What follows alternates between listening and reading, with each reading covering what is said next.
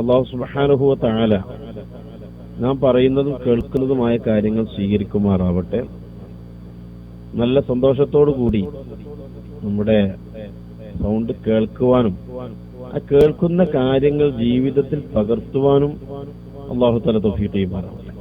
നമ്മൾ കുറെ പറഞ്ഞത് കൊണ്ട് മാത്രം കാര്യമൊന്നുമില്ല, കുറെ ഇങ്ങനെ പറഞ്ഞിട്ടെന്താ പ്രത്യേകിച്ച് കാര്യങ്ങളൊന്നുമില്ല. പക്ഷെ ആ കേൾക്കുന്ന കാര്യങ്ങൾ ജീവിതത്തിൽ ഏതെങ്കിലും അതിൽ നിന്ന് മുഴുവൻ പകർത്താനൊന്നും ഒരാൾക്ക് കഴിയില്ല.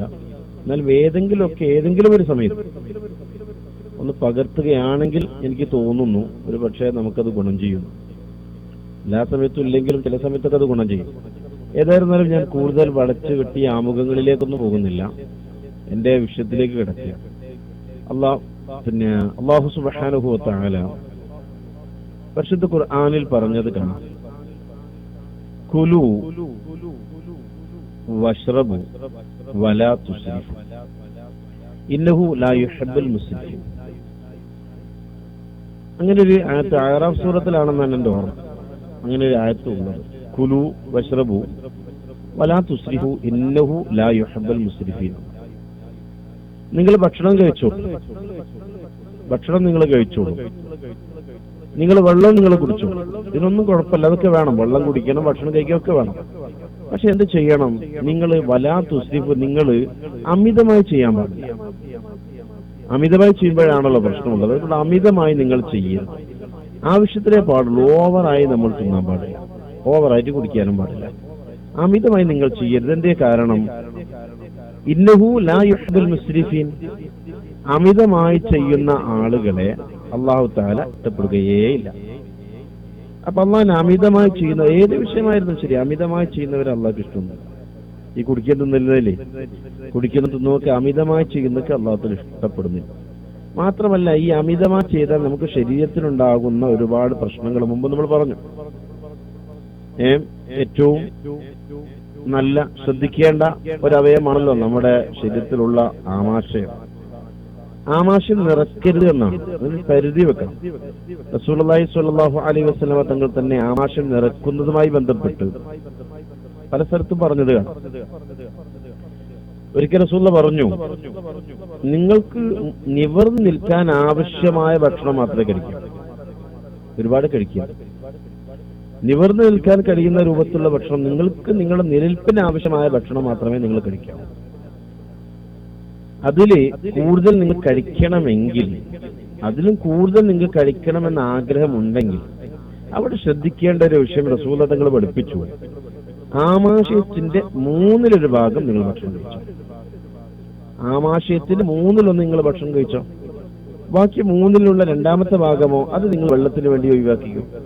വെള്ളം, ഈ 2 ഭാഗം, ഒരു ഭാഗം വെള്ളം കഴിച്ചു, വെള്ളം കുടിച്ചു, ഒരു ഭാഗം ഭക്ഷണം കഴിച്ചു കഴിഞ്ഞാൽ പിന്നെ വരുന്ന ശേഷിക്കുന്ന ഒരു ഭാഗം ഉണ്ടല്ലോ, ആ ഭാഗം നിങ്ങൾ അങ്ങ് ഒഴിവാക്കി വിട്ടോ, അതിലൊന്നും നിറയ്ക്കാൻ പോകരുത്.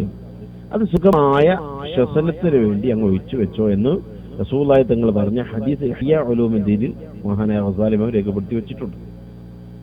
അത് നമുക്ക് ശ്രദ്ധിക്കേണ്ടത്, നമ്മുടെ ഭക്ഷണം ഒരു ക്രമത്തിലായിരിക്കും. നമുക്ക് നമ്മളതേ കുറിച്ച് പറഞ്ഞതാണ്. ഓവറായി നമ്മൾ കഴിച്ചാലാണ് നമുക്ക് പ്രയാസങ്ങൾ ഉണ്ടാവുന്നത്. എങ്ങനെയാണ് നമുക്കൊരു ഭക്ഷണം മതി എന്ന് തോന്നുന്നത്, അല്ലെങ്കിൽ അത് നിറഞ്ഞിട്ടുണ്ട്, ഓവറായിട്ടില്ല, അതോ ഇനി അങ്ങോട്ട് കഴിച്ചാൽ ഓവറാകും, അത് ഫുള്ളാകുമെന്ന് തോന്നുന്നപ്പോഴും ചില ആളുകളൊക്കെ ചോദിക്കാറുണ്ട്. നമ്മളിങ്ങനെ ഭക്ഷണം കഴിക്കുന്നു അല്ല, അത് എങ്ങനെയാ അത് 3/1 അതിൽ 3/2 എന്നൊക്കെ ഇങ്ങനെ മനസ്സിലാവുക. അത് ഏറ്റവും നല്ല സൂത്രം. നമുക്ക് ഭക്ഷണം കഴിച്ചുകൊണ്ടിരിക്കുമ്പോൾ നമുക്ക് തോന്നി അത്യാവശ്യം വിശപ്പ് മാറി, ഇനി അല്പം കൂടെ ഒക്കെ കഴിക്കാം എന്ന് തോന്നുന്നൊരു ഘട്ടം. ഭക്ഷണം ഇങ്ങനെ കഴിച്ചുകൊണ്ടിരിക്കുമ്പോൾ ഇപ്പൊ വയറ് നിറഞ്ഞിട്ടുണ്ട്, വയറ് നിറഞ്ഞതന്നെ നമുക്ക് ആവശ്യം, വിശപ്പ് മാറിയിട്ടുണ്ട്, ഇനി അല്പം കൂടെ ഒക്കെ കഴിക്കാം, നല്ല ടേസ്റ്റുള്ള ഭക്ഷണമാണ്, അല്പം കൂടെ ഒക്കെ കഴിക്കാം എന്ന് തോന്നുന്ന ഒരു ഘട്ടം, അവിടെ വെച്ച് സ്റ്റോപ്പ് ചെയ്യുന്നത്. അത് അല്പം കൂടെ പിന്നെ കഴിക്കാൻ നിൽക്കുക. നമുക്കിപ്പോൾ ഉള്ളത് മതി, പിന്നീട് നമ്മൾ ഒന്നും കൂടെ കഴിക്കാൻ നിൽക്കരുത്. അതാണ് നമ്മുടെ 1/3 കണക്ക്. പിന്നെ ഒരു 5 ലിറ്റർ വെള്ളമെങ്കിലും ഒരു വ്യക്തി കുടിക്കണം എന്നാ, ഏറ്റവും കുറഞ്ഞതാണ്. അത് ചെറിയ കുട്ടികളാണെങ്കിൽ 12 ലിറ്റർ, വലിയവരാണെങ്കിൽ ഒരു 15 ലിറ്റർ എന്നൊക്കെ ഇങ്ങനെ കണക്ക് കാണാം. 12 ഗ്ലാസ് എന്ന് കണക്ക് കാണാം. 12 ഗ്ലാസ് വെള്ളമെങ്കിലും ചെറിയ കുട്ടികൾ കുടിക്കണം, ഒരു 15 ഗ്ലാസ് വെള്ളമെങ്കിലും മുതിർന്നവർ കുടിക്കണം എന്നൊക്കെ കണക്ക് സൂചിപ്പിക്കുന്നത് കാണാം. ഇങ്ങനെയൊക്കെ വെള്ളം നല്ലവണ്ണം കുടിക്കണം, ഓവർ അത് ആക്കരുത്. വെള്ളം കുടിച്ച് ഭക്ഷണവും കഴിച്ച് ഇത് രണ്ടും കൂടി എത്തുമ്പോഴേക്ക് വയറിന്റെ 2/3 ഭാഗമേ ആകാവൂ, ഒരു ഭാഗം പിന്നെ ഒഴിച്ചിടണം. ഇത് വളരെ ശാസ്ത്രീയമായ ഒരു നിർദ്ദേശം കൂടിയാണ്. റസൂലുള്ളാഹി പറഞ്ഞത് വളരെ ശാസ്ത്രീയമായ നിർദ്ദേശമാണ്. ആമാശയവും അനുബന്ധ അവയവങ്ങളും ക്ഷീണിക്കാതെ അതിൻ്റെതായ രൂപത്തിൽ അതിന്റെ ദഹന പ്രക്രിയ നടക്കുന്നുണ്ട്. അത് നടക്കാൻ വേണ്ടിയാണ് ഈ രൂപം പറഞ്ഞിട്ടുള്ളത്. അപ്പൊ ദഹന പ്രക്രിയക്ക് ആവശ്യമായ വെള്ളം ചേർത്തിരിക്കുന്നുണ്ട്. സുഖമായ ശ്വസന പ്രക്രിയക്ക് വയർ പാകമായി നിൽക്കുകയും ചെയ്യുന്നു. യാതൊരു പ്രശ്നങ്ങളും അതുകൊണ്ട് ഉണ്ടാകില്ല. അങ്ങനത്തെ ഒരാൾ ഈ 1/3 കണക്കി വെച്ച് ഭക്ഷണവും വെള്ളവും വായിക്ക് വേണ്ടി ഒഴിച്ചു വിടുന്ന ഒരു മനുഷ്യനെ സംബന്ധിച്ചിടത്തോളം അവന് പിന്നെ ഡോക്ടർമാർക്ക് പണം കൊടുക്കേണ്ട ആവശ്യം ഇല്ല. അവന് ഡോക്ടർമാർക്ക് പൈസ കൊടുക്കണ്ട. കാരണം അവന് രോഗമില്ലേ. രോഗം ഉണ്ടെങ്കിലല്ലേ ഡോക്ടർമാർക്ക് പൈസ കൊടുക്കേണ്ടതുള്ളൂ. അവന് പിന്നെ രോഗം ഇല്ല എന്നതാണ് റസൂലുള്ളാഹി തങ്ങൾ പറഞ്ഞ ആ രൂപത്തിൽ കടിക്കുമ്പോൾ സുന്നത്തായ ഒരു കൂലി കൂടെ അവന് കിട്ടുകയും ചെയ്യും. അതിന് കൂലി വേറെയുണ്ട്. അതോടുകൂടി ആരോഗ്യം നല്ല പോലെ അവൻ ഉണ്ടാക്കിയെടുക്കാൻ കഴിയും. ഈ നിങ്ങൾ നോക്കൂ, ചവച്ചരക്കാത്ത ഭക്ഷണം ആമാശയം നിറയെ കഴിച്ചാൽ ഏതുപോലെ ഉണ്ടാവും? നമുക്ക് തന്നെ ഉദാഹരണം കണ്ടെത്താൻ കഴിയില്ല. എല്ലാ വീട്ടിലും എല്ലാ റൂമിലും മിക്സി. ആ മിക്സി നിറയെ നമ്മൾ തേങ്ങ ഒരു വലിയ കഷ്ണങ്ങളാക്കിയിട്ട് വെച്ചു എന്ന് വിചാരിക്കും. മിക്സിയിൽ കുറച്ച് വലിയ പൊട്ടുകളായിട്ട് തേങ്ങ അതിലേക്ക് ഇട്ടു. എന്നിട്ട് അത് നല്ല ഫുള്ളാക്കി വെച്ചിട്ട് ഒന്ന് വർക്ക് ചെയ്ത് നോക്കിയേ. ആ വർക്ക് ചെയ്യുമ്പോൾ ആ മിക്സി വല്ലാത്തൊരു സൗണ്ട് ഉണ്ടാകുന്നു. ചിലപ്പോൾ അടിയിലുള്ള ടയർ ഊരിത്തെറിക്കുന്നു, ചിലപ്പോ ചലനമറ്റ് നേരെ കിടക്കുന്നു. പിന്നെ നമ്മൾ ഏതെങ്കിലും ആളുകളെ കൊണ്ടുവന്ന് നന്നാക്കേണ്ട ഒരു മിക്സി കിടന്നു പോയിട്ടുണ്ടാവും. അതിന്റെ ഉൾഭാഗമൊക്കെ നഷ്ടപ്പെട്ടു. ഇനി അഥവാ അവൻ മുക്കി മൂളി ഒരു വിധം അങ്ങ് വർക്ക് ചെയ്താൽ തന്നെ അല്പനേരം കഴിയുമ്പോഴേക്ക് ആ മിക്സി കേട് വന്നതായി നമുക്ക് കാണാൻ കഴിയും. ഇതുപോലത്തെ ഒരു മിക്സി നമ്മളിൽ ഉണ്ട്. ആ മിക്സിയാണ് ആമാശയം. ഈ ആമാശയമാകുന്ന ഈ മിക്സിയിൽ നമ്മൾ വായിൽ നിന്ന് ചവച്ചരയ്ക്കാത്ത ഭക്ഷണം എത്തിച്ചാൽ മാസങ്ങൾ കൊണ്ട് തന്നെ ദഹന വ്യവസ്ഥയുടെ ആ യന്ത്രങ്ങൾക്ക് വല്ലാതെ കേടുപറ്റുകയാണ്. അതോടൊപ്പം തന്നെ ഇൻസുലിൻ ഉൽപാദനവും മറ്റുമൊക്കെ താറുമാറാകുകയും ചെയ്യുന്നുണ്ട്. ഈ ഇൻസുലിന്റെ ഉൽപാദനം താറുമാറാകുമ്പോഴാണ് ഷുഗർ, പ്രഷർ, കൊളസ്ട്രോൾ, മലബന്ധം, മൂലക്കുരു, പുണ്ണ് ഇങ്ങനെ തുടങ്ങി നല്ല എ മുതൽ Z വരെയുള്ള ഒരുപാട് രോഗങ്ങൾ വന്നുകൊണ്ടിരിക്കും. അപ്പൊ ദഹിപ്പിക്കേണ്ട രൂപത്തിൽ ദഹിപ്പിച്ചിട്ടില്ലെങ്കിൽ രോഗങ്ങൾ കൂടും. ഒന്നാമത്തെ ദഹനം നടക്കേണ്ടത് എവിടെയാണ്? തേങ്ങ ചിരവിയിട്ടാണ് ഇടേണ്ടത്. ഇപ്പൊ വായിൽ നിന്ന് ഭക്ഷണം ശരിക്കും അരച്ചാണ് തടുക്ക് കൊടുക്കേണ്ടത്. ആ ചിരവിയ തേങ്ങ ഫുള്ളായിട്ട് ഇടാൻ പാടില്ല. അല്പം വെള്ളം ചേർത്ത് കൊടുക്കുക, തേങ്ങ ഇടുക, ഇവിടെ അല്പം അത് കറങ്ങാനുള്ളൊരു ഗ്യാപ്പും കൊടുക്കുക. ഇത് തന്നെ ആമാശയം നമ്മൾ ചെയ്തെടുക്കേണ്ടത്. ചവച്ചരയ്ക്ക് ഭക്ഷണം കൊടുക്കുക, നല്ലപോലെ അതിന് വെള്ളവും കൊടുക്കുക, അല്പസമയം കറങ്ങാനുള്ള വായു അതിലേക്ക് കൊടുക്കുക, സ്പേസുള്ള സ്ഥലങ്ങൾ കൊടുക്കുക. ഇങ്ങനെ വന്നാൽ നല്ല രൂപത്തിൽ ആമാശയം കറങ്ങും, ഒരുപാട് ആരോഗ്യം നമുക്കുണ്ടാകും. മിക്സി നല്ല രൂപത്തിൽ കറങ്ങും, ആ തേങ്ങ നല്ല രൂപത്തിൽ അരഞ്ഞ് ക്ലിയറായി കിട്ടും, നമുക്ക് കറി വെക്കാൻ പാകത്തിനാവും. അതുപോലെ നമ്മുടെ ശരീരത്തിന് ഉൽപാദനത്തിന് ആവശ്യമായ രൂപത്തിൽ ഈ ആമാശയത്തിൽ നിന്ന് ആ ഭക്ഷണം ക്രമീകരിക്കപ്പെടും. ഇങ്ങനെയാണ് നമുക്ക് ഉണ്ടാവേണ്ടത്, അങ്ങനെയാണ് ചെയ്യേണ്ടത്. പക്ഷെ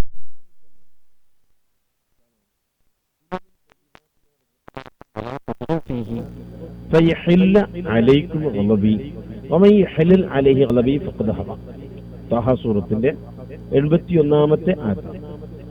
നാം നിങ്ങൾക്ക് നൽകിയതിൽ നിന്ന് നല്ലത് മാത്രം നിങ്ങൾ ഭക്ഷിക്കുക, അതിൽ അതിക്രമം നിങ്ങൾ കാണിക്കരുത്. നേരത്തെ പറഞ്ഞതുപോലെ തന്നെ പറഞ്ഞു, അതിക്രമം കാണിച്ചാൽ നിങ്ങൾക്ക് മേലെ എന്റെ കോപം ഇറങ്ങും. ആരെങ്കിലും എന്റെ കോപത്തിന് പാത്രീബോധനായാൽ അവൻ തകർന്നത് തന്നെയാണ്, അവൻ തകർന്നു പോകും. അല്ലാഹു സുബ്ഹാനഹു വ തആല വ്യക്തമായി പറയുക. അപ്പൊ സമുദായം ഇന്ന് ഈ വിധം തകർന്ന് മാനസികമായും ശാരീരികമായും സാമ്പത്തികമായും ക്ഷീണിച്ച് പറ്റ മോശമായിക്കൊണ്ടിരിക്കുന്ന ഒരവസ്ഥ, ഒരു കാഴ്ച, ഇതാണ് നമ്മൾ ഇന്ന് കണ്ടുകൊണ്ടിരിക്കുന്നത്. ആമാശയത്തിൽ ഭക്ഷണം അമിതമായാൽ നിശ്ചിത സമയത്തിനകം ദഹനം പൂർത്തിയാക്കി ആ ഭക്ഷണത്തിലെ ചെറുകുടലിലേക്ക് അയക്കാൻ അധിക ജോലി കാരണം ആമാശയത്തിൽ ചിലപ്പോൾ സാധിക്കാൻ കഴിയില്ല. നേരത്തെ പറഞ്ഞ രൂപത്തിൽ അധിക ഭക്ഷണമായാൽ പിന്നെ അതിങ്ങനെ കറങ്ങാൻ പ്രയാസം. മിക്സി നിന്നതുപോലെ പക്ഷെ നമ്മളെ ആമാശയം നിൽക്കൂല, അതാണ് ഒരു വ്യത്യാസം. മിക്സി നേരത്തെ അരയ്ക്കാൻ കഴിയാതെ വന്നപ്പോ ഓവർലോഡ് വന്നപ്പോ അത് നിന്ന് പോയതാണ്. കറങ്ങാതെ നിന്നു. പക്ഷെ ആമാശം അങ്ങനെ കറങ്ങാതെ കുറച്ചു നേരമൊക്കെ നിൽക്കും, കുറച്ചു നേരം നിൽക്കുള്ളൂ. പക്ഷെ ആ മനുഷ്യനിൽ ഈ ആമാശം കറങ്ങിയിട്ടില്ലെങ്കിൽ ഉണ്ടാവുന്ന ആ കാര്യം ഓർത്ത് അല്ലാഹു തആല മെല്ലെ മെല്ലെ ആമാശത്തിനെ കറക്കാൻ തുടങ്ങും. അങ്ങനെ ഉണ്ടാവുന്ന, അങ്ങനെ കറക്കിക്കളയെ അല്ലാഹു തആല ചെയ്തില്ലായിരുന്നു നമ്മുടെ അവസ്ഥ എന്താ? പിന്നെ നിരങ്ങിയിട്ടാണ് ആമാശം നീങ്ങുന്നത്. അതാണ് നമ്മൾ ശ്രദ്ധിക്കേണ്ടത്. ആ ആഹാര പദാർത്ഥങ്ങൾ അവിടെ കിടന്ന് ബുദ്ധിമുട്ടാവാതിരിക്കാൻ അല്പം നീങ്ങിയിട്ട് ആമാശം കറങ്ങുന്നത് കൊണ്ട് അൽഹംദുലില്ലാഹ് നമ്മളൊക്കെ രക്ഷപ്പെട്ടു പോവുകയാണ്. ആമാശത്തിന് സാധിക്കാതെ വന്നാൽ എന്താ സംഭവിക്കുന്നത്? ആ സമയത്തുണ്ടാകുന്ന പ്രശ്നം എന്താണ്? നിശ്ചിത സമയത്തിന് ശേഷവും ആമാശയത്തിൽ തങ്ങുന്ന ഈ ആഹാര പദാർത്ഥങ്ങൾ അവിടെ വെച്ച് ജീർണിച്ച് ഗ്യാസ് ട്രബിള്, നെഞ്ചിരിച്ചില്, ദഹനക്കേട്, പുണ്ണ്, ഇങ്ങനെ തുടങ്ങി ഒരുപാട് രോഗങ്ങളായി മാറുകയാണ്. അത് നമ്മൾ ശ്രദ്ധിക്കേണ്ടതാണ്. നാം കഴിക്കുന്ന ഭക്ഷണം അവിടെ നിരങ്ങി നീങ്ങാനുള്ള ഗ്യാപ്പ് പോലും കിട്ടാത്തൊരവസ്ഥ വരുമ്പോൾ ആമാശയം അല്പസമയം വിഷമിക്കും. അവിടെ ചൂടായി ഇങ്ങനെ കിടക്കുകയാണ്. ഈ സമയത്ത് ഒരുവിധം ഭക്ഷണമൊക്കെ പുറത്താക്കി പിന്നെയും അതിൽ തങ്ങിക്കിടക്കും.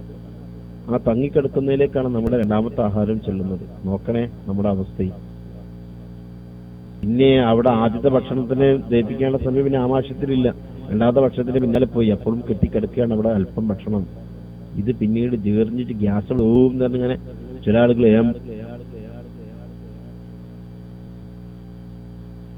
ഇങ്ങനെ വിടുന്ന വീട്ടിലെ വരും. അതോട് കൂടിയാണ് ചിലപ്പോൾ സംഭവിക്കുക. അപ്പൊ ആളുകൾ പറയാണ്ട് കൊതി കൂടിയാന്നൊക്കെ പറഞ്ഞത്. വാസനയോട് കൂടി വരുമ്പോ അത് കൊതി കൂടിയാണ് പറയും. എന്നിട്ട് അതിന് മരുന്ന് കൊടുക്കും. എന്താ? ഉള്ളി ചെറിയുള്ളിയൊക്കെ മന്ത്രിച്ചു കൊടുക്കും. മന്ത്രത്തിന്റെ ഫലവും ചെറിയുള്ളിയുടെ ആ രോഗ മാറ്റാനുള്ള കഴിവും രണ്ടും കൂടി ചേരുമ്പോൾ ആമാശത്തിന് അല്പം കൂടി ഒരു സമാധാനം കിട്ടിയിട്ട് ആമാശം ഒന്നും കൂടി കറങ്ങിയിട്ട് അതിലുള്ള ഭക്ഷണം കൂടി പുറത്ത് കളയും. അപ്പോഴാണ് അവന്റെ രോഗങ്ങൾക്ക് മാറ്റം വരുന്നത്. അത് മാറിക്കിട്ടുന്നത്. നമ്മൾ ശ്രദ്ധിച്ചാൽ ഇങ്ങനെ പ്രശ്നങ്ങളൊന്നും ഉണ്ടാകില്ല. ഇനി ഇവിടെ കേൾക്കുന്ന ഭക്ഷണം എന്താ ചെയ്യുക? ജീർണിച്ച ഭക്ഷണം ചെറുകുടിലേക്ക് മെല്ലെ കിടക്കും. ദഹിക്കാത്ത ഭക്ഷണം, ദഹിക്കാത്ത ആഹാരം ചെറുകുടലിൽ അത് മുറിവുണ്ടാക്കി പോവുകയും ചെയ്യും. ശരിക്കും ശ്രദ്ധിക്കണം. ജീർണിച്ച ഭക്ഷണം ചെറുകുടിലേക്കങ്ങ് പോകുമ്പോ പിന്നാലെ ചവച്ചരയ്ക്കാതെ വരുന്ന മറ്റു ഭക്ഷണങ്ങൾ ചെറുകുടിലൂടെ വീണ്ടും അങ്ങ് പോകുമ്പോ ചെറുകുടലിന്റെ പല ഭാഗത്തും അത് മുറിവുണ്ടാക്കിയിട്ടാ പോകുക. ശരി, യഥാർത്ഥ വേണ്ട രൂപത്തിൽ പോകാൻ കഴിയുന്നില്ല. ശരിക്കും ചവച്ചരിക്കാത്ത ഭക്ഷണമാണ്. ചെറുകുടലിൽ ചെന്ന് ചെറിയ കുടലല്ലേ, അതിലൂടെ നീങ്ങി അപ്പുറം കടക്കുമ്പോഴേക്ക് ചെറുകുടലിന്റെ പല ഭാഗത്തും അതുകൊണ്ട് മുറി ഉണ്ടാകുന്നു. അപ്പൊ ഈ മുറി ഉണ്ടാവുന്നത് കൊണ്ട് എന്ത് സംഭവിക്കുന്നു? ഈ ചെറുകുടലിലൂടെ ദഹിക്കാതെ ഭക്ഷണം കടക്കുമ്പോൾ ഉണ്ടാകുന്ന മുറിവുകൾ, ആ മുറിവുകളാണ് പിന്നീട് പുണ്ണായി മാറുന്നത്. പുണ്ണായി മാറുകയാണ്. ഈ ഭക്ഷണത്തിന് ശരീരത്തിന് യാതൊന്നും കിട്ടിയിട്ടില്ല. നഷ്ടങ്ങളും രോഗങ്ങളും ക്ഷീണവും മാത്രമേ കിട്ടിയിട്ടുള്ളൂ. പക്ഷെ അത് പുണ്ണുണ്ടായി, അവിടെ അത് വ്രണം വന്നു, അത് വയറിൽ നിറഞ്ഞു, വ്രണങ്ങൾ മുഴുവൻ നിറഞ്ഞു, നമ്മൾ ചെറുകുടൽ മുഴുവൻ ആ വ്രണങ്ങൾ നിറഞ്ഞു. അത് പിന്നീട് നമ്മുടെ സിഗ്നൽ തരാൻ തുടങ്ങി നമ്മുടെ നാവിലേക്കും ചുണ്ടിലേക്കും. ഒരു ഭക്ഷണം പോലും വായിൽ വെക്കാൻ പറ്റാത്ത അവസ്ഥ. അപ്പോഴാണ് നമ്മൾ പറയാം പുണ്ണുണ്ട് ഇത് തോന്നുന്നു. അപ്പോഴാണ് നമുക്ക് പുണ്ണുള്ള തോന്നുന്നത്. അതുവരെ നമുക്ക് തോന്നുന്നില്ല. നമ്മുടെ വായിൽ നമ്മുടെ വായിൽ അതിന്റെ അടയാളങ്ങൾ വരുമ്പോഴാണ് നമുക്ക് പുണ്ണുണ്ട് എന്ന് പറയുന്നത്. വയറ് ഫുള്ളായിട്ടാണ് വായിലേക്ക് എത്തുന്നത്. പലപ്പോഴും നമ്മൾ മറന്നു പോകുന്ന വിഷയം. ഒരു നേരം കഴിച്ച ആഹാരം ദഹിച്ച് തീരുന്നതിന് മുമ്പ് തന്നെ വീണ്ടും നമ്മൾ കഴിച്ചു കൊടുക്കുകയാണ്. അങ്ങനെ വീണ്ടും കഴിക്കുമ്പോൾ ദഹന പ്രക്രിയ തടസ്സപ്പെടുന്നു, ആമാശയ രോഗങ്ങൾ പ്രത്യക്ഷപ്പെടുകയും ചെയ്യും. എങ്ങനെയെന്നാണ് നമ്മളൊന്ന് ചിന്തിച്ചൊക്കെ നമുക്ക് ശരിക്കും മനസ്സിലാകാം. രാവിലെ ഒരു 7 മണിക്ക് നല്ലപോലെ പുട്ടും കടലയും, പുട്ടും കറിയും, കടലക്കറി എന്തോ ആവട്ടെ, പുട്ടും കറിയും നമ്മൾ കഴിച്ചു. ഈ ആമാശയം കാലിയാവുന്നത് ഏകദേശം 7 മണിക്ക് കഴിച്ച ഭക്ഷണം കാലിയാവുന്നത് 1 മണിയാവുമ്പോഴാണ്. അതുവരെ ഒരു 5-6 മണിക്കൂറെങ്കിലും സമയം വേണം ആമാശയം കാലിയാവാൻ. അരിഭക്ഷണം കഴിച്ചാൽ പ്രത്യേകിച്ച് 5 അല്ലെങ്കിൽ 6 മണിക്കൂർ കഴിഞ്ഞിട്ട് ആമാശയം കാലിയാവുന്നത്. അപ്പൊ ഒരു 1 മണി സമയത്താണ് അത് കാലിയാവുന്നത്. അത്രയും സമയം ഒരു 5 മണിക്കൂർ, 5-6 മണിക്കൂർ സമയമെടുക്കും. രാവിലെ കഴിച്ച ഭക്ഷണം ദഹനപ്രക്രിയക്ക് വിധേയമാവുകയായി 5 മണിക്കൂറൊക്കെ. അത് പൂർത്തീകരിക്കുന്നതിന് മുമ്പ് തന്നെ 10 മണിക്ക് നമ്മൾ എന്ത് ചെയ്യും? ഒരു പൊറാട്ടയോ അല്ലെങ്കിൽ കപ്പയോ എന്തെങ്കിലുമൊക്കെ വീണ്ടും കഴിക്കും. നേരത്തെ കഴിച്ച ഭക്ഷണം 7 മണിക്കുള്ള ഭക്ഷണം കഴിഞ്ഞിട്ടില്ല, അത് തന്നെ കാലിയാവണമെങ്കിൽ 1 മണി ആവണം. അതിന് മുമ്പ് നമ്മളൊരു 10 മണിയാകുമ്പോഴേക്ക് നല്ല 2 പൊറാട്ടയും ചിക്കനോ മട്ടനോ എന്തോ അവിടെ, അല്ലെങ്കിൽ നല്ല കപ്പ പുഴുക്ക്, നമ്മുടെ നാട്ടിൽ പൂള പുഴുങ്ങിയെന്ന് പറയും. ഈ വസ്തുക്കൾ നമ്മൾ 10 മണിക്ക് വീണ്ടും കഴിക്കുക. അപ്പൊ നേരത്തെ ഉള്ളത് ആമാശയത്തിലുണ്ട്, അതോടുകൂടെ 10 മണിൻ്റെത് വീണ്ടും കഴിച്ചു. 7 മണിക്ക് ദഹനം ആരംഭിച്ച ഭക്ഷണത്തിലേക്കാണല്ലോ ഈ പുതിയ വിരുന്നുകാരൻ കൂടി എത്തുന്നത്. ഇവൻ എന്ത് ചെയ്യണമെന്ന ചിന്തയിലാണ് ശരിക്കും പറഞ്ഞാൽ ആമാശയം അവിടെ ഉണ്ടാവുക. അവിടെ 2 മാർഗം, രണ്ടിലൊരു മാർഗം സ്വീകരിക്കാം. എന്താണ്? ഒന്ന്, നേരത്തെ ദഹനം ആരംഭിച്ച പുട്ട് ആ കറിയോട് കൂടെ ദഹിപ്പിക്കപ്പെടാതെ 10 മണിക്ക് കഴിച്ച പൊറാട്ടയെ ചെറുകുള്ളിലേക്ക് അയക്കുക. ഇതാ നല്ലത്. ഒന്നുകിൽ നേരത്തെ ദഹനം ആരംഭിച്ച പുട്ട് ആ കറിയോട് കൂടി തന്നെ ദഹിക്കപ്പെടാതെ 10 മണിക്ക് കഴിച്ച പൊറാട്ടയെ ചെറുകുള്ളിലേക്ക് അങ്ങോട്ട് അയച്ചു. കാരണം നേരത്തെ കഴിച്ചില്ല, പിന്നെ അങ്ങോട്ട് സ്വീകരിക്കാൻ പറ്റില്ലല്ലോ. അപ്പൊ വേഗം രണ്ടാമത് വന്ന വിരുന്നുകാരനെ വേഗം പറഞ്ഞു വെച്ചു. ഒന്നാമത്തെ തന്നെ ഞങ്ങൾ പറഞ്ഞു വെച്ചിട്ടില്ല. അപ്പൊ രണ്ടാമത്തോനെ അങ്ങ് വേഗം പറഞ്ഞു വെച്ചു. വേഗം പോകും, നീ ചെറുകുള്ളിലേക്ക് അവിടെ പോയിക്കോ, ഞങ്ങൾ ഇവിടെ തന്നെ തീർന്നിട്ടില്ല, അവിടെ നീ ഫലമില്ല എന്ന് പറയും. ചെറുകുള്ളിലേക്ക് വരുന്നതാരാ? ദഹിക്കപ്പെടാത്ത നേരത്തെ വാരി വിഴുങ്ങിയ ആ പൊറാട്ടയും ചിക്കനും ഒക്കെയാണ്. ആ ചെറുകുള്ളിലേക്ക് പോയി. അപ്പൊ ഈ എത്തുമ്പോഴോ പൊറാട്ട കഷ്ണങ്ങൾ ചെറുകുള്ളിൽ അത് മുറിവുണ്ടാക്കുന്നു. അത് പോകുന്ന വഴിയിലൊക്കെ വേദന അനുഭവപ്പെടുകയും ചെയ്യും. പലപ്പോഴും നമുക്ക് വയറ്റിൽ നിന്ന് സൂചി കുത്തുന്ന പോലെയുള്ള വേദനയ്ക്ക് ചിലപ്പോൾ വരാം. ഇതാണ് ഇതിന്റെ കാരണമെന്ന് നമ്മൾ ശരിക്കും മനസ്സിലാക്കിയാൽ മതി. അത് ചിലപ്പോ പല ഭാഗങ്ങളിലാണ് വേദന ഉണ്ടാകുന്നത്. അങ്ങനെ ഇറങ്ങി പോകുന്നതിനനുസരിച്ച് പല സ്ഥലങ്ങളിലും വേദനകൾ വരും. വേറെ വേദന എന്ന് പറയും, എന്താണെന്നറിയില്ല, വയറ്റുന്ന വല്ലാത്തൊരു വേദന അവിടെയും ഇവിടെയും. ഇപ്പൊ ഇവിടെ ഇത് കുറച്ച് ഇവിടെയാണെന്ന് ഈ ഭക്ഷണം പോകുന്ന വഴിയിലൂടെ ഒക്കെ വേദന വരികയാണ്. മാത്രമല്ല കുടൽപ്പുണ്ണും മലബന്ധവും ഒക്കെ ഇതുകൊണ്ട് ഉണ്ടാവുകയും ചെയ്യും. പൊറാട്ടയുടെ പണവും പോയി, ആയിരങ്ങൾ ചിലവാക്കി ചികിത്സിക്കേണ്ടും ചിലപ്പം വരും. വലിയ ഫലമൊന്നും കിട്ടുകയില്ല. കാരണം തുടർന്നും ഭക്ഷണ രീതി ഇങ്ങനെയൊക്കെയല്ലേ ഉണ്ടാവുന്നത്. അപ്പോഴേക്ക് ഉച്ചക്കത്ത് കഴിക്കാനായില്ലേ. ഇങ്ങനെ ഓരോ ഭക്ഷണങ്ങളും ഒന്നിന് ഇടവിട്ടിങ്ങനെ കഴിച്ചുകൊണ്ടിരിക്കുമ്പോൾ ഇത്രയും പ്രശ്നങ്ങൾ ഉണ്ടാകും. ഇനി ആമാശയത്തിന് മുമ്പിലുള്ള രണ്ടാമത്തെ മാർഗം എന്താ? 10 മണിക്ക് വന്ന പൊറാട്ട എന്ത് ചെയ്യും? ദഹിപ്പിക്കാൻ വേണ്ടി 5 മണിക്കൂർ ആമാശയത്തിൽ നിർത്തുക. പിന്നെ അത് രണ്ടാമത്തെ മാർഗമുള്ളൂ. നേരത്തെ നമ്മൾ പറഞ്ഞേക്കാണ്, ഈ പ്രാവശ്യം പറഞ്ഞേക്കാതെ വയറ്റിനുള്ളിലേക്കാൾ നിർത്തി അങ്ങി ഇവിടെ തന്നെ കിടക്കാൻ 5 മണിക്കൂറും കൂടെ. അപ്പൊ രാവിലെ 7 മണിക്ക് വന്ന ആഹാരം ചെയ്യും, അത് 5 മണിക്കൂർ ശേഷം ആമാശയത്തിൽ തന്നെ കെട്ടിക്കിടക്കും. രണ്ടാമത്തെ പണി നോക്കാൻ അപ്പൊ ഒന്നാമത്തെ ആമാശയത്തിൽ തന്നെ കെട്ടിക്കിടക്കും. അതിനെ തിരിഞ്ഞു നോക്കാൻ പാടില്ല, രണ്ടാമത്തെ ശ്രദ്ധിക്കണ്ടേ. 2 കൂട്ടർ ഒരുമിച്ച് വന്നാൽ എന്താ ചെയ്യുക? രണ്ടാമത്തെ ഒന്നും ശ്രദ്ധിക്കും. ഒന്നാമത്തെ തൽക്കാലം അവിടെ നിർത്തി, നിങ്ങൾ അവിടെ നിൽക്കി. അങ്ങനെ അടിഞ്ഞു കിടക്കുന്ന ഈ ആമാശയത്തിൽ അടിഞ്ഞു കിടക്കുന്ന ഈ ഭക്ഷണം അത് ആമാശയ ഭിത്തികൾക്ക് കേടുണ്ടാക്കുന്നു എന്ന് പറഞ്ഞാൽ ദഹനരസം കൂടുതലായി കെട്ടിക്കിടക്കുന്നത് വഴി അമ്ലത, അത് അസിഡിറ്റി എന്ന് പറയും. ആ അസിഡിറ്റി വർദ്ധിക്കുക. അപ്പോഴാണ് ഉദര രോഗങ്ങളൊക്കെ പ്രത്യക്ഷപ്പെട്ടുകൊണ്ടിരിക്കുന്നത്. ഇതും കാരണമാണ്. അപ്പൊ നമ്മുടെ പ്രശ്നങ്ങൾ കൊണ്ട്, നമ്മൾ വേണ്ട രൂപത്തിൽ ഭക്ഷണങ്ങൾ ശ്രദ്ധിക്കാത്തത് കൊണ്ട് നമ്മുടെ ശരീരത്തിൽ നമ്മൾ തന്നെ രോഗമുണ്ടാകുന്നു. മനുഷ്യന്റെ ആരോഗ്യം തകർക്കുന്ന 3 കാര്യങ്ങൾ. ഒന്ന്, ഭക്ഷണം വയറ്റിലുള്ളപ്പോൾ വീണ്ടും ഭക്ഷണം കഴിക്കലാണ് എന്ന് കാണാം. ഒരു കവിത കാണാം, ഒരു പദ്യത്തിൽ കാണാം. അത്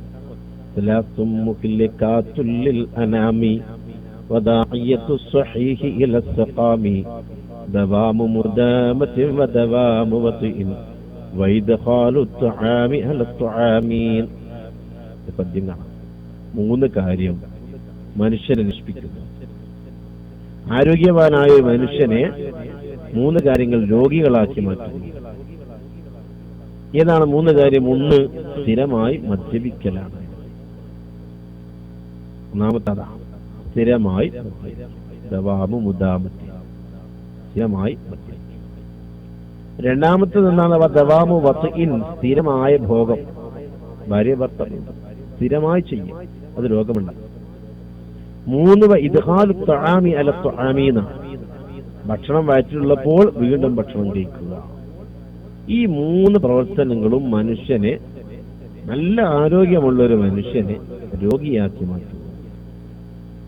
നമ്മൾ ചിന്തിക്കുക, ഇതിലേത് പ്രവർത്തനങ്ങൾ കൊണ്ടാണ് എനിക്ക് രോഗമുണ്ടാകുന്നത്? നമ്മുടെ വിഷയം ഭക്ഷണത്തിന് മുകളിൽ ഭക്ഷണം കഴിക്കുന്നതിനെ സംബന്ധിച്ച്. അപ്പൊ ഭക്ഷണത്തോടുകൂടെ ഭക്ഷണം കഴിക്കുക, അത് ശ്രദ്ധിക്കണം. ഈ മൂന്നാമത്തെ കാര്യമാണ് ദുശീലങ്ങളൊന്നുമില്ലാത്ത നല്ല മനുഷ്യരുടെ ആരോഗ്യം തകർക്കുന്നത്. മറ്റേ ദുശീലമുള്ള ഒരാളാണ് ആദ്യം പറഞ്ഞത്, കള്ളു കുടിക്കാൻ. രണ്ടാമത്തെ ആരോഗ്യം ശ്രദ്ധിക്കാത്ത ചില മനുഷ്യന്മാരുടെ സ്വഭാവമാണ് എന്നും ഭോഗിക്കുക, സ്ഥിരമായി ഒന്നിലധികം പ്രാവശ്യം.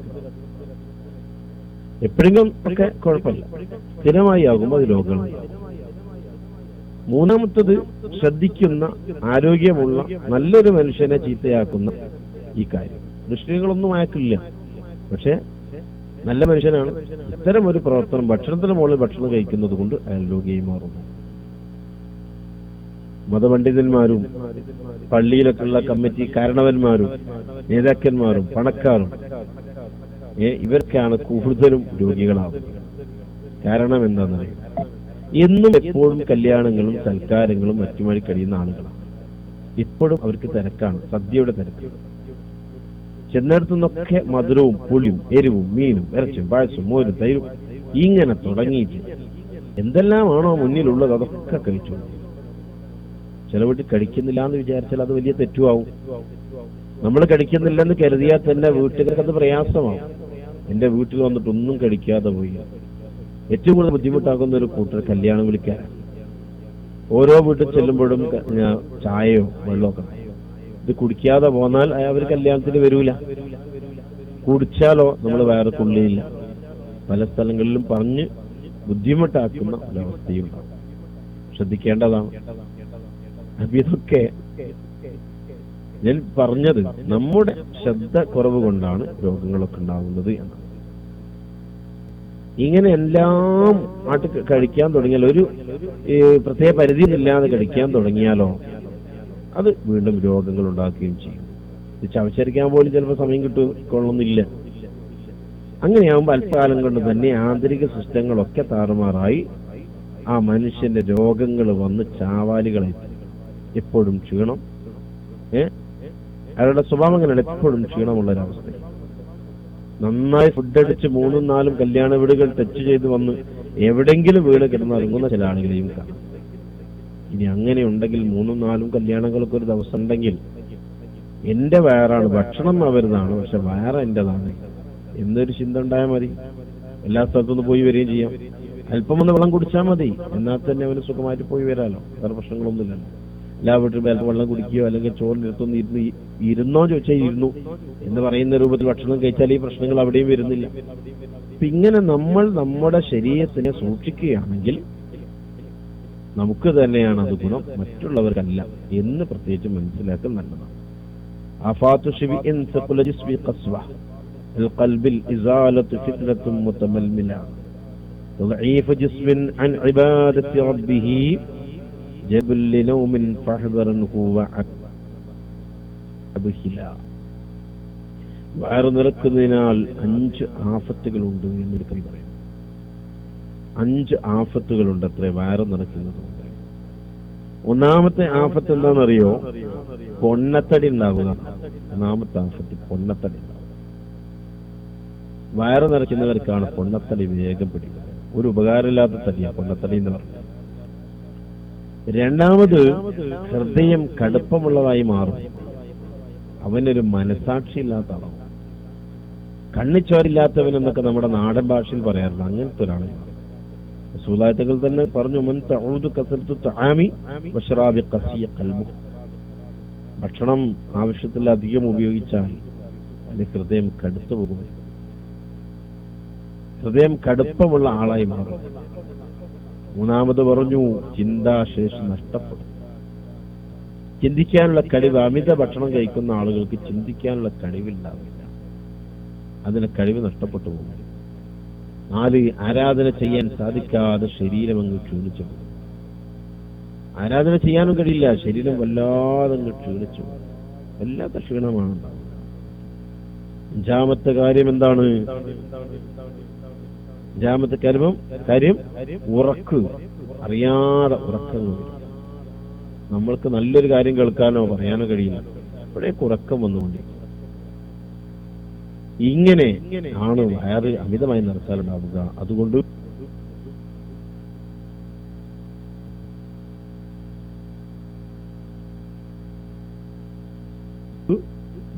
മറ്റൊരു കാര്യവുമില്ല എന്നതാണ്. ഭക്ഷണം കുറയ്ക്കലാണ് ഏറ്റവും നല്ലത്. സദ്യകളും കല്യാണങ്ങളും കൂടുതലാകുമ്പോൾ ഒരിടത്തുനിന്ന് മാത്രം ഭക്ഷണം കഴിക്കുക, മറ്റുള്ള സ്ഥലങ്ങളൊക്കെ വെള്ളം കുടിക്കുക മാത്രം, ഇതാണ് ചെയ്യേണ്ടത്. ഇങ്ങനെ ക്ഷമയുള്ള ആളുകൾക്ക് ചെയ്യാൻ കഴിയും. അവർക്ക് ആരോഗ്യം സമാധാനവും ഒക്കെ നീണ്ടു നിൽക്കുകയും ചെയ്യും. ഭൗതിക സുഖങ്ങൾക്ക് പരിധി വെക്കണമെന്നതാണ് നാം പറഞ്ഞതിന്റെ താല്പര്യം. ഭക്ഷണം കഴിഞ്ഞ് അരമണിക്കൂറിന് ശേഷം നല്ല പച്ചവെള്ളം കുടിച്ചുകൊണ്ടിരിക്കുന്നത് ദഹന പ്രക്രിയ സുഗമമാവാൻ സഹായിക്കും. നല്ലൊരു അറിവാണ്. ഭക്ഷണത്തോടു കൂടെ വെള്ളം കുടിക്കരുത്, അത് കേടാ. ചില ആളുകൾ പുട്ടേങ്ങിടുന്ന മാതിരി ഭക്ഷണം കഴിക്കും, അതോടൊപ്പം വെള്ളം കുടിക്കും, അത് ശരിയല്ല.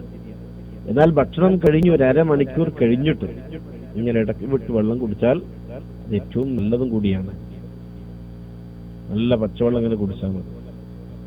നെഞ്ചിരിച്ചിൽ തുടങ്ങിയ പ്രശ്നങ്ങൾക്ക് ഏറ്റവും നല്ല പ്രതിവിധിയും ഇത് തന്നെയാണ്. പ്രത്യേകിച്ച് ബിരിയാണി, നെയ്ച്ചോറ്, പൊരിച്ചത്, കരിച്ചത് തിന്നല്ല, ഇതൊക്കെ തിന്ന ആളുകൾ ഭക്ഷണം കഴിഞ്ഞ് ഒരു അരമണിക്കൂർ കഴിഞ്ഞിട്ട് ഇടവിട്ട് ഇങ്ങനെ വെള്ളം കുടിച്ചുകൊണ്ടിരിക്കും. ഏറ്റവും നല്ല ഉപകാരമാണ്. നെയ്യിൽ വേവിച്ച ഭക്ഷണങ്ങൾ ആമാശയത്തിൽ വെച്ച് പല പ്രാവശ്യം കഴുകി നെയ്യ് വേർതിരിക്കേണ്ട ആവശ്യമുണ്ട്.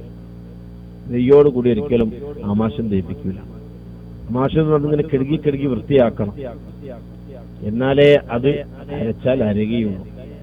ബിരിയാണി കുഴച്ച കയ്യിൽ ഒട്ടിപ്പിടിച്ച നെയ്യ് നമ്മളൊക്കെ സാധാരണ എന്താ ചെയ്യാറുള്ളത്? സോപ്പ് തേച്ച് കഴുകുക. ഇതേ പണി ആമാശയത്തിന് നടക്കുകയാണ്. അപ്പൊ അത് നല്ലപോലെ വെള്ളം വേണം. രാസപദാർത്ഥങ്ങൾ ചേർത്ത് കഴുകിയാണ് ആമാശയം ചെയ്യുന്നത്. അതിൽ കൂടുതൽ വെള്ളം തന്നെ വേണം. വെള്ളം ആമാശയത്തിൽ എത്തിച്ചാൽ അത് നല്ലതാണ്. ഇനി ആമാശയത്തിൽ എത്തിയ വെള്ളം പമ്പ് ചെയ്യുന്ന ശബ്ദം വരെ ചിലപ്പോൾ നമുക്ക് കേൾക്കാം. ഒരു ഗിളുകിള ശബ്ദം ഉണ്ടാവും. വയറ്റിൽ ഒലിച്ചുകൂടുക എന്നൊക്കെ ചില ആളുകൾ പറയാം. പഴമക്കാരൊക്കെ അങ്ങനെ പറയാറുണ്ട്. ഈ രൂപത്തിൽ വെള്ളം നമ്മുടെ ഉള്ളിലേക്ക് എത്തും. അതുകൊണ്ടാണ് നോക്ക്, നിങ്ങൾ ബിരിയാണി പോലത്തതൊക്കെ കഴിച്ചാലേ നല്ല വെള്ളത്തിന് ദാഹം വരും. കാരണം വെള്ളം കിട്ടണം നമ്മുടെ ശരീരത്തിന്. നല്ല ദാഹം വരുന്നത് അതുകൊണ്ടാണ്. ഈ എണ്ണമഴം കഴുകി വൃത്തിയാക്കാൻ ആമാശയത്തിന് ആവേണ്ട അത്രയാണോ ആവശ്യമുള്ളത്? ആവശ്യമായ വെള്ളം എത്താൻ വേണ്ടിയാണ് നമ്മുടെ ശരീരത്തിന് ക്ഷീണമുണ്ടാക്കുന്നത്, ദാഹമുണ്ടാക്കുന്നത്. നല്ലപോലെ വെള്ളം കുടിച്ചു കൊടുത്തു. ആ സമയത്ത് വെള്ളം കുടിക്കാതെ കുറച്ച് കഴിയട്ടെ എന്ന് വിചാരിക്കരുത്. വേഗം വെള്ളം വാങ്ങി കുടിക്കുക. ബിരിയാണി പോലത്തെ കഴിച്ചാൽ വേഗം നല്ലപോലെ വെള്ളം കുടിച്ചാൽ ഉടനെ കുടിക്കണ്ട. അരമണിക്കൂർ കഴിഞ്ഞ് ദാഹം വല്ലാതെ വരും. ആ സമയത്ത് നല്ല വെള്ളം കുടിച്ചു കൊടുക്കണം. നമ്മൾ ആമാശയത്തിലെത്തിയ ആ ഭക്ഷണത്തിലെ എണ്ണ മഴങ്ങളൊക്കെ കഴുകി വൃത്തിയാകുന്നത് വരെ വെള്ളം ഇങ്ങനെ കുടിച്ചുകൊണ്ടിരിക്കുക. അങ്ങനെ കുടിച്ചാൽ നല്ല ആരോഗ്യം നമുക്കുണ്ടാവും. ഭക്ഷണങ്ങൾ പെട്ടെന്ന് ദഹിക്കാനും നല്ലപോലെ അത് ആമാശയം അത് കറക്കിയെടുത്ത് ചെറുകളിലേക്ക് ഭാഗമാക്കി ചെറുകളിലേക്ക് വിടാനൊക്കെ ആമാശയത്തിന് കഴിയും. അപ്പൊ അതുകൊണ്ട് നല്ല പച്ചവെള്ളം ഇങ്ങനെ കുടിച്ചു കൊടുക്കേണ്ടിരിക്കണം. നല്ല സുഖവുമാണ് അങ്ങനെ ശ്രദ്ധിക്കുക. അതുകൊണ്ട് ഇത്തരം കാര്യങ്ങൾ ശ്രദ്ധിച്ചുകൊണ്ട് നമ്മുടെ ആരോഗ്യം സംരക്ഷിക്കാൻ നമ്മൾ തയ്യാറാവണം. അമിതമായി ഒന്നും ചെയ്യരുത്. ഭക്ഷണം കിട്ടുന്നതൊക്കെ വാരി വലിച്ച് സമയമൊന്നും നോക്കാതെ, എത്ര നോക്കാതെ ഒന്നും കഴിക്കരുത്. അരിഭക്ഷണം കഴിക്കുകയാണെങ്കിൽ അരിഭക്ഷണം കഴിച്ചു കഴിഞ്ഞ് 5 മണിക്കൂർ കഴിഞ്ഞിട്ട്, ഏറ്റവും കുറഞ്ഞത് 5-6 മണിക്കൂറാണ്. 5 മണിക്കൂറെങ്കിലും കഴിഞ്ഞിട്ടേ അടുത്ത ഭക്ഷണം കഴിക്കാവൂ. 6 മണിക്കൂറിന്റെ മുമ്പ് കഴിക്കരുത് എന്നാണ്. അങ്ങനെയാകുമ്പോഴാണ് നമുക്ക് രോഗങ്ങൾ ഉണ്ടാകുന്നത്. അതിന് മുമ്പ് കഴിച്ചാൽ അങ്ങനെ ഇല്ലാത്ത രീതിയിൽ ആ സമയം കണക്ക് വെച്ചുകൊണ്ട് ഭക്ഷണം കഴിക്കുക. സ്ഥിരമായ ഒരു ഭക്ഷണ രീതി മുന്നിൽ കൊണ്ടുവന്ന് നടന്നാൽ ഏറ്റവും നല്ലതാണ്. രാവിലെ നേരത്തെ പറഞ്ഞ രൂപത്തിൽ ഒരു 7 മണിക്ക് പുട്ടും കടലൊക്കെ കഴിച്ചിട്ടുണ്ടെങ്കിൽ, അല്ലെങ്കിൽ പത്തിരിയും കറിയും കഴിച്ചിട്ടുണ്ടെങ്കിൽ പിന്നീട് 1 മണിക്കേ ഭക്ഷണം കഴിക്കാവൂ. 1 മണിക്ക് ഭക്ഷണം കഴിച്ചാൽ പിന്നീട് മഗ്‌രിബിന് ശേഷം 7 മണിക്കേ ഭക്ഷണം കഴിക്കാവൂ. അതിനിടയ്ക്കൊന്നും ഭക്ഷണം കഴിക്കരുത്. കഴിയുന്നതും ചെറിയ ഭക്ഷണങ്ങൾ വരെ ഒഴിവാക്കുക. എന്നാൽ അതേസമയത്ത് ഫ്രൂട്ട്സ് ആണ് കഴിക്കുന്നതെങ്കിൽ ഇത്തരം ആവശ്യങ്ങളില്ല. ഫ്രൂട്ട്സ് ദഹിക്കാൻ 2 മണിക്കൂർ മതിയാണ്. അപ്പൊ രാവിലെ 7 മണിക്ക് ഫ്രൂട്ട്സ് കഴിച്ചിട്ടുണ്ടെങ്കിൽ ഒരു 9 മണിക്ക് ശേഷം അയാൾക്ക് വീണ്ടും ഫ്രൂട്ട്സ് കഴിക്കാം. ആ 9 മണിക്ക് ശേഷം ഫ്രൂട്ട്സ് കഴിച്ച ഒരാൾക്ക് പിന്നെ 11 മണിക്ക് ശേഷം വീണ്ടും കഴിക്കാം. 11 മണിക്ക് ശേഷം ഫ്രൂട്ട്സ് കഴിച്ച ആൾക്ക് വീണ്ടും 1 മണിക്ക് ശേഷം കഴിക്കാം. 1 മണിക്ക് ശേഷം കഴിച്ചാൽ 3 മണി, 5 മണി, 7 മണി ഇങ്ങനെ ഇടവിട്ട് 2 മണിക്കൂർ ഇടവിട്ടൊക്കെ കഴിക്കാം. അതുകൊണ്ട് ഫ്രൂട്ട്സ് എത്ര കഴിച്ചാലും 2 മണിക്കൂർ ഗ്യാപ്പ് മതി. അപ്പോഴേക്ക് ഫ്രൂട്ട്സ് ഒക്കെ ദഹിച്ചിട്ടുണ്ടാകും. അതാണ് ഏറ്റവും നല്ല രീതി. ഇനി രാത്രിയിലൊക്കെ ഭക്ഷണങ്ങൾ കട്ടിയുള്ള ഭക്ഷണങ്ങൾ ഒഴിവാക്കി വളരെ നേരിയ അല്പം ഭക്ഷണമൊക്കെ കഴിച്ച് കൊളസ്ട്രോളൊക്കെ ഉള്ള ആളുകളാണെങ്കിൽ 1, 2, 3 ചപ്പാത്തി, നേരിയ ചപ്പാത്തി ഒരു 3 എണ്ണം, അതിലധികം കഴിക്കരുത്. പണ്ടൊരാളോട് ചപ്പാത്തി കഴിക്കാൻ 3 ചപ്പാത്തിയെ കഴിക്കാമെന്ന് പറഞ്ഞപ്പോൾ അയാളുടെ ചോദ്യം, പണ്ടാരോ പറയുന്നത് കേട്ടിട്ടുണ്ട്, ഭക്ഷണത്തിന് മുമ്പാണോ ശേഷമാണോ 3 കഴിക്കേണ്ടതെന്ന് ചോദിച്ചു. അപ്പൊ അങ്ങനെയല്ല, നമുക്ക് ആകെ രാത്രിയിൽ 3 ചപ്പാത്തിയെ കഴിക്കാവൂ, ചെറിയ ചപ്പാത്തി.